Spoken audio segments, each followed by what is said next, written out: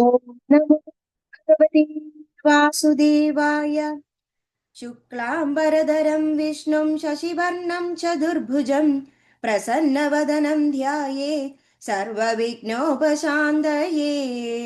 गुरवे सर्वलोकानां विषजे भवरोगिणां निधये सर्वविद्यानां दक्षिणामूर्तये नमः। जन्माद्यस्य यतोन्मयादितरत चार्तेशविघ्नस्वराट् तेने हृदाय आदिकवये मुह्यन्ते यत्सूरयः तेजो वारिमृतां यदा विनिमयो यत्र सर्गो मृषां धाम्ना स्वेन सदा निरस्तकुहकं सत्यं परं धीमहि। धर्म प्रोञ्चित कैतवोऽत्र परमो निर्मत्सराणां सदाम् वेद्यं वास्तवमत्र वस्तु शिवदं तावत्रयोन्मूलनम्। श्रीमद्भागवते महामुनिकृते किं वा परैरीश्वरः सद्यो हृद्यवरुध्यतेऽत्र कृतिभिः शुश्रूषुभिस्तर्चनात्। निगमकल्पतरोर्गलितं बलं सुगमुगाद्र अमृतद्रवसंयुतं पिबद भागवतं रसमालयं मुहुरहो रसिका भुवि भावुकाः। नारायणं नरं नमस्कृत्य नरं चैव नरोत्तमं देवीं सरस्वतीं व्यासं ततो जयम् उदीरयेत्। यं अपेतकृत्यं द्वैपायनो विरह कादर आजुहाव पुत्रेदि तन्मयतया तरवोभिदेदु तं सर्वभूतहृदयं मुनिमानदोऽस्मि। यस्वानुभावमखिलश्रुतिसारमेकम् अध्यात्मदीपमदितितीर्षतां तमोन्तं संसारिणां करुणयागपुराणगुह्यं तं व्याससूनुम् उभयामि गुरुं मुनीनाम्। मूगं करोति वाचालं पङ्गुं लङ्घयते गिरिं यत्कृपातमहं वन्दे परमानन्दमाधवम्। यं ब्रह्मा वरुणेन्द्ररुद्रमरुतः स्तुन्वन्ति दिव्यैस्तवैः वेदैः साङ्गपद क्रमोपनिषदैः गायन्ति यं सामगाः। ध्यानावस्थित तत्कितेन मनसा पश्यन्ति यं योगिनो अस्य स्यान्तं न विदुः सुरासुरगणां देवाय तस्मै नमः।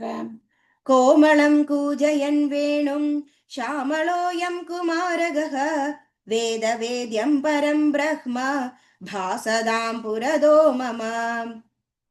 भूतेर्महद्भिर्य इमा पुरो विभुः निर्माय सेदे यदं पूजुषः भुङ्क्ते गुणान् षोडशात्मकः सोऽलं कृषिष्ट भगवान् भजांसि मे।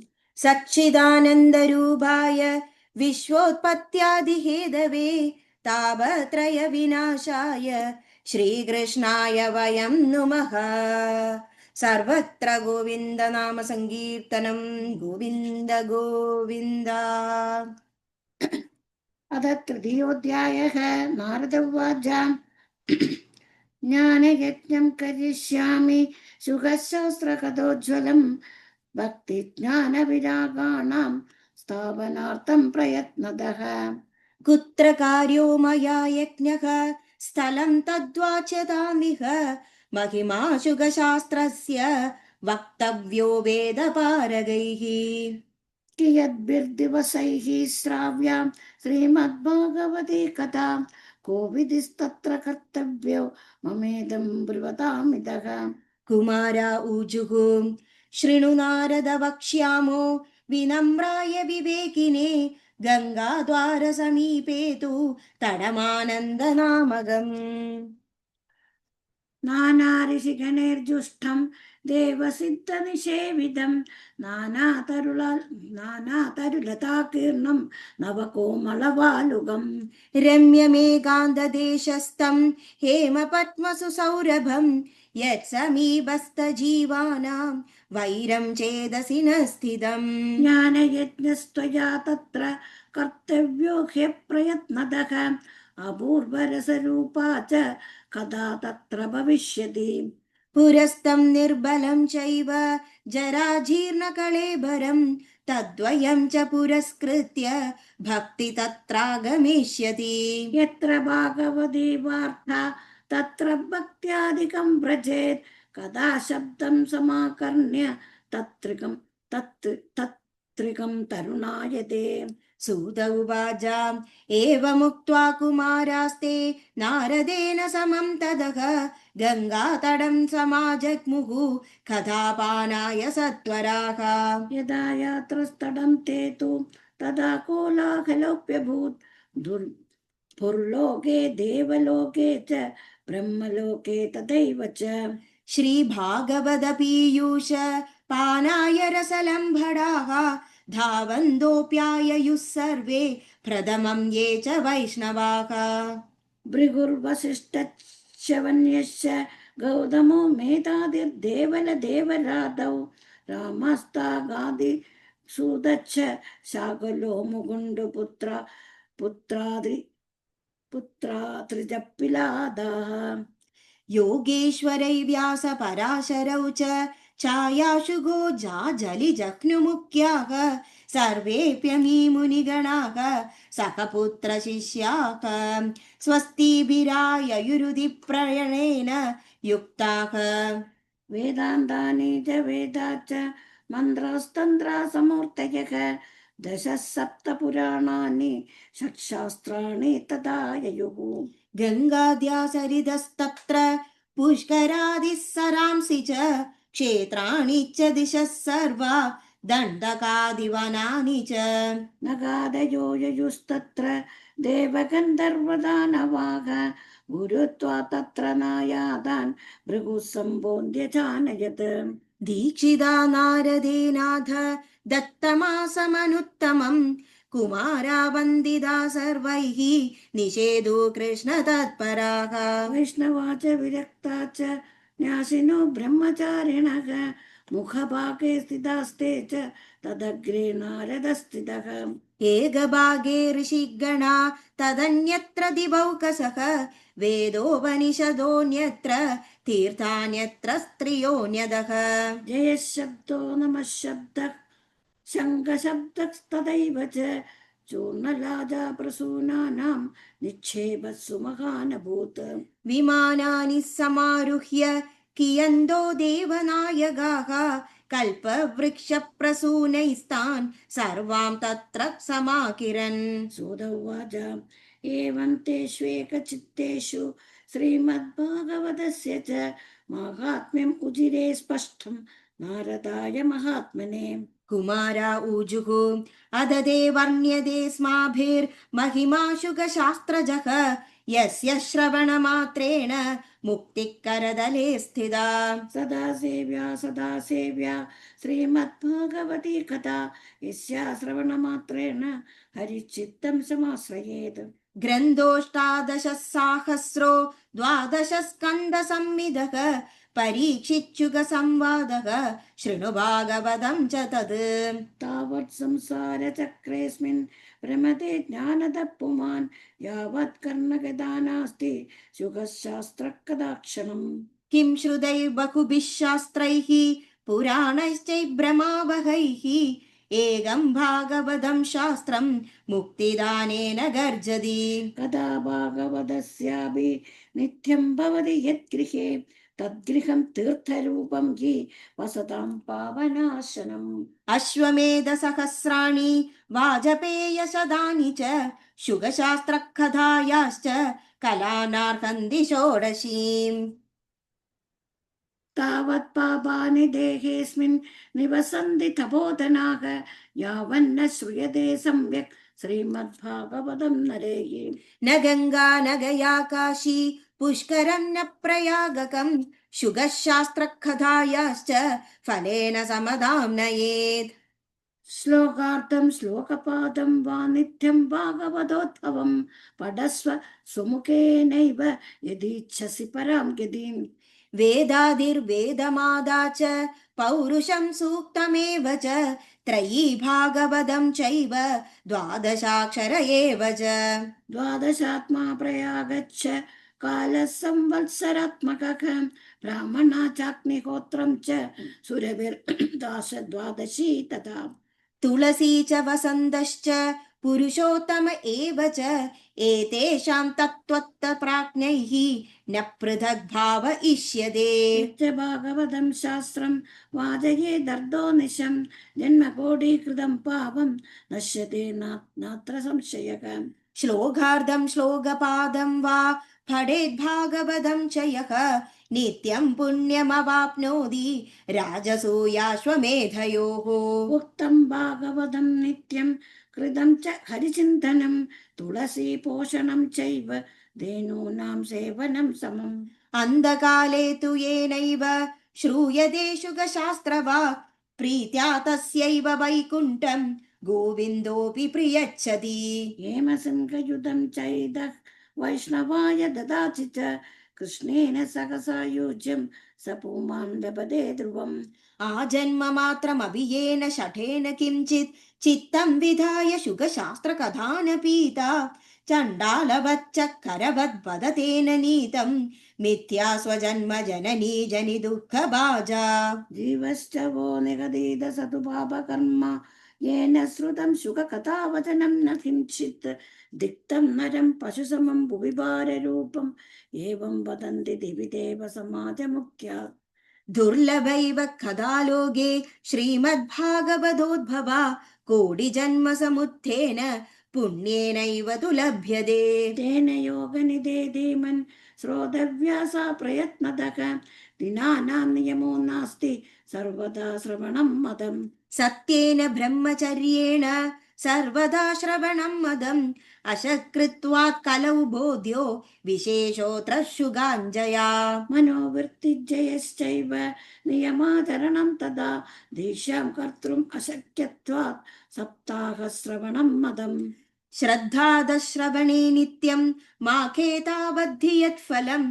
तत्फलं शुगदेवेन सप्ताहश्रवणे कृतम् मनः सञ्चाजयाद्रोगात् पुंसां चैवायुषच्छयात् कलेर्दोषबहुत्वाच्च सप्ताहश्रवणं मदम् यत्फलं नास्ति तपसा न योगेन समाधिना अनायासेन तत्सर्वं सप्ताहश्रवणे लभेत् यज्ञात् गर्जति सप्ताहो गर्जति व्रतात् तपसो गर्जति प्रोच्चैः तीर्था नित्यं हि गर्जति योगात् गर्जति सप्ताहो ध्यानात् ज्ञानात् च गर्जति किं ब्रूमो गर्जनं तस्य रे रे गर्जति गर्जति शौनक उवाच साचर्यमेतत् कथितं कथानकं ज्ञानादिधर्मान् विगणय्य साम्प्रतं निःश्रेयसे भागवतं पुराणं जातं कुतो योगविदातिसूचकम् सूत उवाच यदा कृष्णोदरां त्यक्त्वा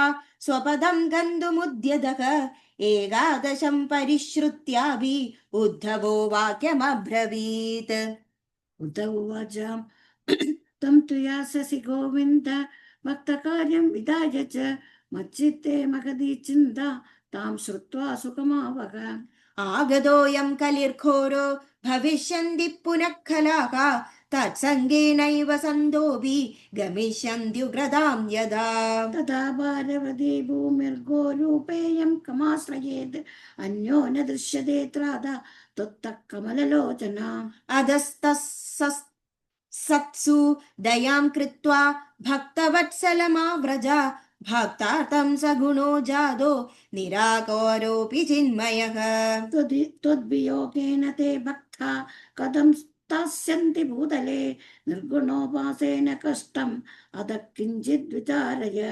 इत्युद्धवच श्रुत्वा प्रभासे चिन्तयद्धरिः भक्तावलम्बनार्थाय किं विधेयं मयेदि च स्वकीयं यद्भवेत् तच्च भागवते ददात् तिरोधाय प्रविष्टोऽयं श्रीमद्भागवतार्णवम्। तेनेयं वाङ्मयी मूर्तिः प्रत्यक्षा वर्तते हरेः सेवनात् श्रवणात् पाडात् दर्शनात् पावनाशिनी।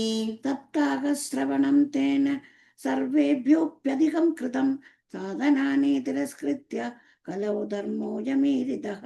दुःखदारिद्र दौर्भाग्य पाप प्रक्षालनाय च कामक्रोधजयार्थं हि कलौ धर्मोऽयमीरितः।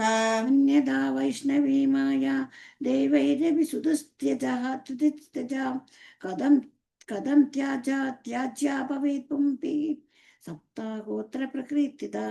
सूत उवाच एवं नगाः श्रवणोरुधर्मे प्रकाश्यमाने ऋषिभिः सभायाम् आश्चर्यमेघं समभूददानीं तदुच्यते संशृणु शौनकत्वम्। भक्तिसुधौ तौ तरुणौ गृहीत्वा प्रेमैकरूपा सकसा विरासीत् श्रीकृष्ण गोविन्द हरे मुरारे नादेरि नामानि मुहुर्वदन्ति।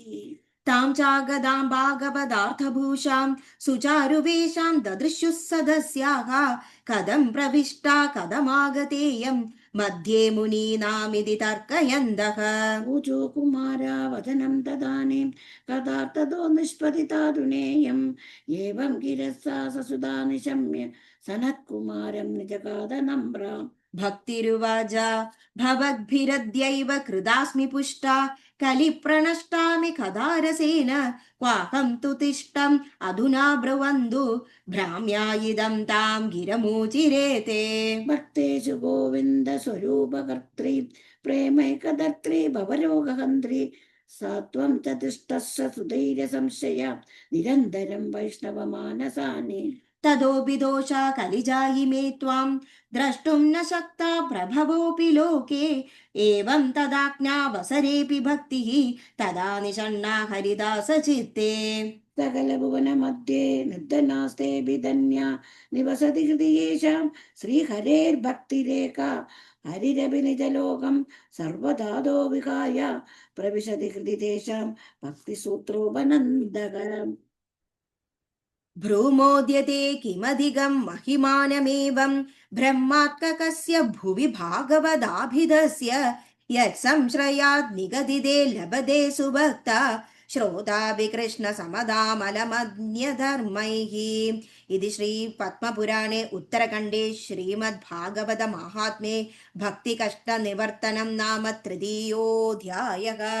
सर्वत्र गोविन्द नाम संकीर्तनं गोविन्द गोविन्द। अथ चतुर्थोऽध्यायः। सूत उवाच अथ वैष्णवचित्तेषु दृष्ट्वा भक्तिमलौकिकीं निजलोकं परित्यज्य भगवान् भक्तवत्सलः वनमालीकनश्यामः पीतवासा मनोहरः काञ्चीकलापरुचिरो लसन्मुखकुडकुण्डलः त्रिभङ्गललितचारु कौस्तुभेन विराजितः कोटिमन्मदलावण्यो हरिचन्दनचर्चितः परमानन्दचिन्मूर्ति मधुरो मुरलीधरः आविवेश स्वभक्तानां हृदयान्यमलानि च। वैकुण्ठवासिनो ये च वैष्णवा बुद्धवादयः तत्कदा श्रवणार्थं ते गूढरूपेण संस्थिताः। तदा जय जरा जया रावो रसपुष्टिरलौकिकी चूर्णप्रसूनवृष्टिश्च मुखो शङ्करवोऽभ्यभूत्। तत्सभा संस्थितानां च दीर्घकेकात्मविस्मृतिं दृष्ट्वा च तन्मयावस्थां नारदो वाक्यमब्रवीत् अलौकिकोऽयं महिमा मुनीश्वराः सप्ताहजन्योऽद्य विलोकितो मया मूढा षढाये पशुपक्षिणोऽत्र सर्वेऽपि निष्पापतमा भवन्ति। अधो नृलोके ननु नास्ति किञ्चित् चित्तस्य शोधाय कलौ पवित्रम् अकौकविध्वंसकरं तदैव कदा समानं भुवि नास्ति चान्यत्। के विशुन्ध्यन्ति वदन्तु मह्यं सप्ताहयज्ञेन कथामयेन कृपालुभिर्लोकहितं विचार्य प्रकाशित कोऽपि नवीनमार्गः। कुमारवोचु ये मानव पापकृतस्तु सर्वदा सदा दुराचाररता विमार्गकाः क्रोधाग्निदग्धा कुटिलक्षकामिनः सप्ताहयज्ञेन कलौ पुनन्ति ते। सत्येन हीना पितृमातृदूषकाः तृष्णाकुलाश्च श्रमधर्मवर्जिताः ये दाम्बिका मत्सिरोणोऽपि हिंसकाः सप्ताहयज्ञेन कलौ पुनन्ति ते। पञ्चोग्रपापश्चलच्छत्मकारिणः क्रूरापिशाचैव निर्दयाच्च ये ब्रह्मस्वपुष्टा व्यभिचारकारिणः सप्ताहयज्ञेन कलौ पुनन्ति ते। कायेन वाचा मनसापि पातकं नित्यं प्रकुर्वन्ति षठापठेन हठेन हे परस्वपुष्टा मलिना दुराशयाः सप्ताहयज्ञेन कलौ पुनन्ति ते। अत्र ते कीर्तयिष्याम इतिहासं पुरातनं यस्य श्रवणमात्रेण पापहानि प्रजायते। तुङ्गभद्रातटे पूर्वम् अभूत्पत्तननुत्तमं यत्र वर्णा स्वधर्मेण सत्यसत्कर्म मत्पराः। आत्मदेवपुरे तस्मिन् सर्ववेदविशारदः सौदस्मार्तेषु निष्णातो द्वितीयैव भास्करः। भिक्षुको वित्तवान् लोके तत्प्रिया धुन्दुली स्मृता स्ववाक्यस्थाभिगा नित्यं सुन्दरी सुकुलोद्भवा। लोकवार्तरदा क्रूरा प्रायशो बहुजल्पिका शूरा च गृहकृत्येषु कृपणा कलहप्रिया। एवं निवसदो प्रेम्णा दम्पत्योरनपत्ययोः अर्था कामास्तयोरा सन्नधुकाय गृहादिकम्। पक्षाधर्मा समारभत्ताभ्यां सन्तानहेदवे गोभू हिरण्यवासांसि दीनेभ्यो यच्छतः सदा। धनार्थं धर्ममार्गेण ताभ्यां नीतं तथापि च न पुत्रो नापि वा पुत्री ततश्चिन्तातुरो भृशम्। एकदा सदिजो दुःखात् गृहं त्यक्त्वा वनं गतः मध्याह्ने तृषितो जातः तडागं समुपेयिवान्। पीत्वा जलं निषण्णस्तु प्रजा दुःखेन कर्षितः मुहूर्तादपि तत्रैव सन्न्यासी कश्चिदागतः। दृष्टा पीतजलं तत्तु विप्रो यादः तदन्तिकं नत्वा च पादयोस्तस्य निःश्वसन् संस्थितः पुरः। यदिरुवाचा कथं रोषिति विप्रत्वं का ते चिन्ता बलीयसि वद त्वं सत्वरं मह्यं स्वस्य दुःखस्य कारणम्। रावण उवाच किं ब्रवीमि ऋषये दुःखं पूर्वपापेन सञ्चितं मदीया पूर्वजास्तोऽयं कवोष्णम् उपमुञ्चते। मद्दत्तं नैव गृह्णन्ति प्रीत्या देवा द्विजातयः प्रजा दुःखेन शून्योऽहं प्राणां त्यक्तुमिहागतः। दिक्जीवितं प्रजाहीनं दिक्गृहं च प्रजां विना दिक्तनं चानपत्यस्य दिक्कुलं सन्ततिं विना। पाल्यदेयां मया धेनुः सा वन्द्या सर्वदा भवेत् यो मया रोपितो वृक्षः सोऽपि वन्द्यत्वमाश्रयेत्। यद्बलं मद्गृहयादं तच्च शीघ्रं विनश्यति निर्भाग्यस्यानुपत्यस्य किमतो जीवितेन मे। इत्युक्त्वा सरुरोदोच्चैः तत्पार्श्वं दुःखपीडितः तदा तस्य यत्ते चित्ते करुणाभूर्गरीयसी।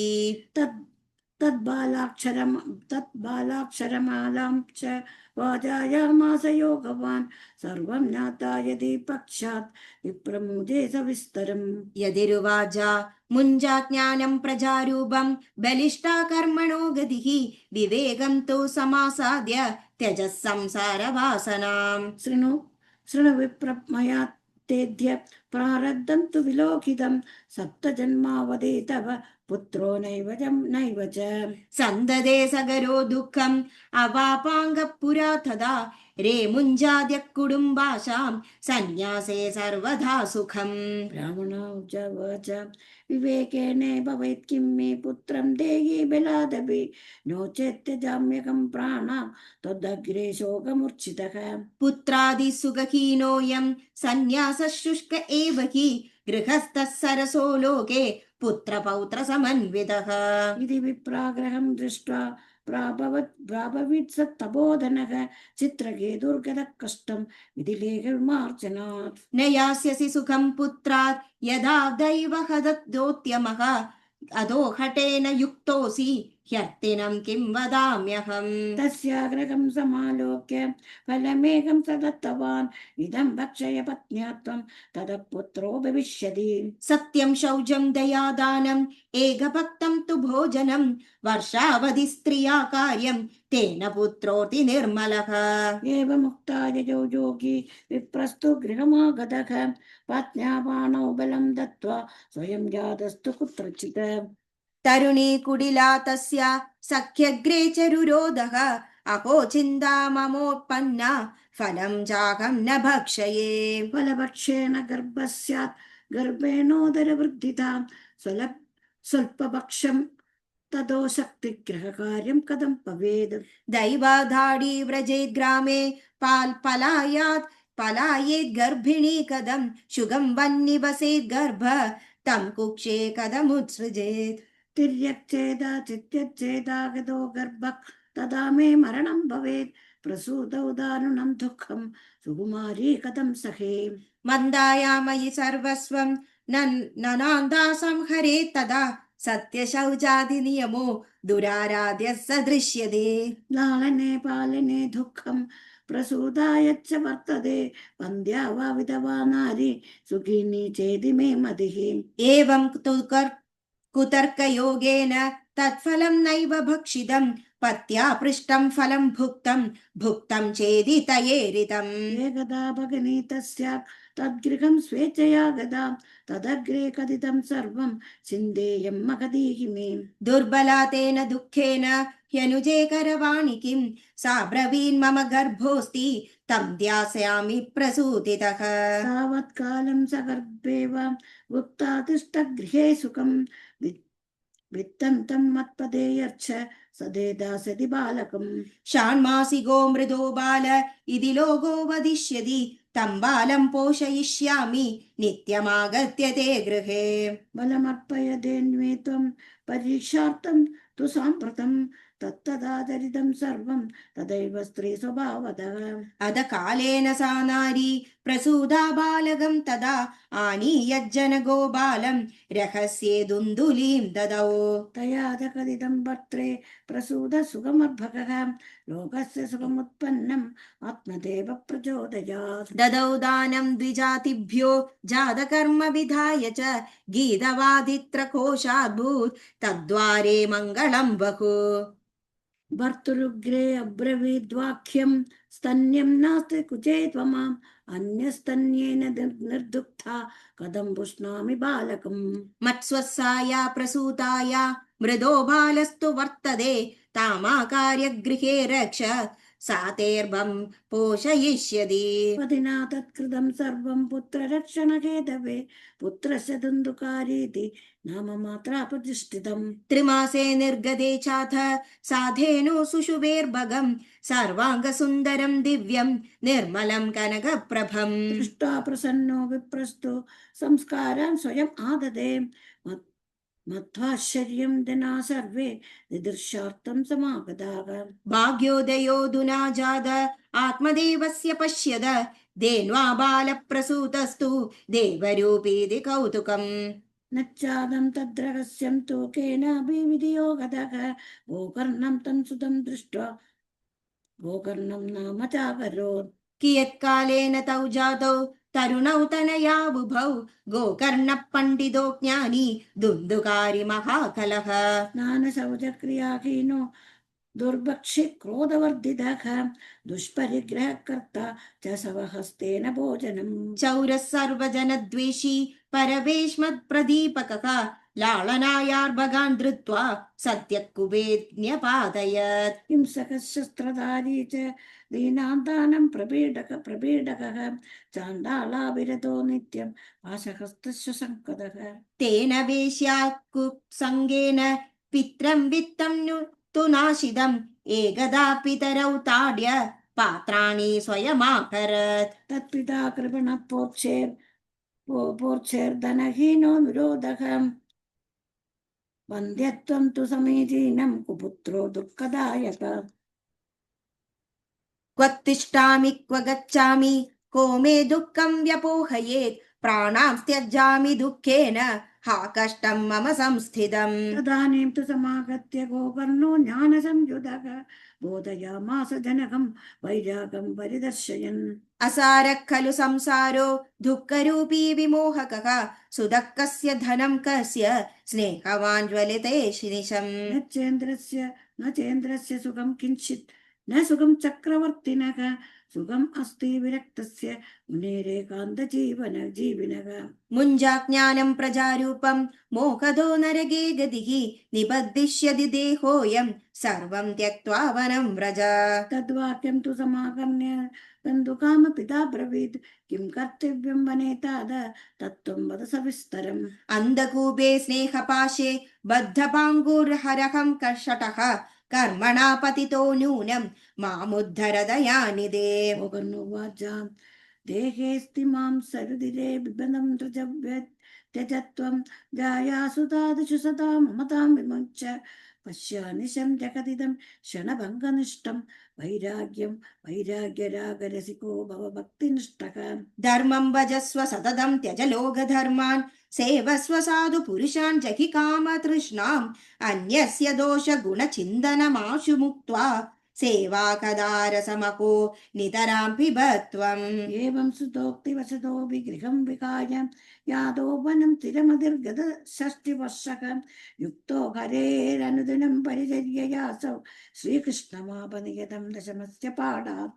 इति श्रीपद्मपुराणे उत्तरखण्डे श्रीमद्भागवतमाहात्म्ये विप्रमोक्षो नाम चतुर्थोऽध्यायः। सर्वत्र गोविन्द नाम संकीर्तनं गोविन्द गोविन्द।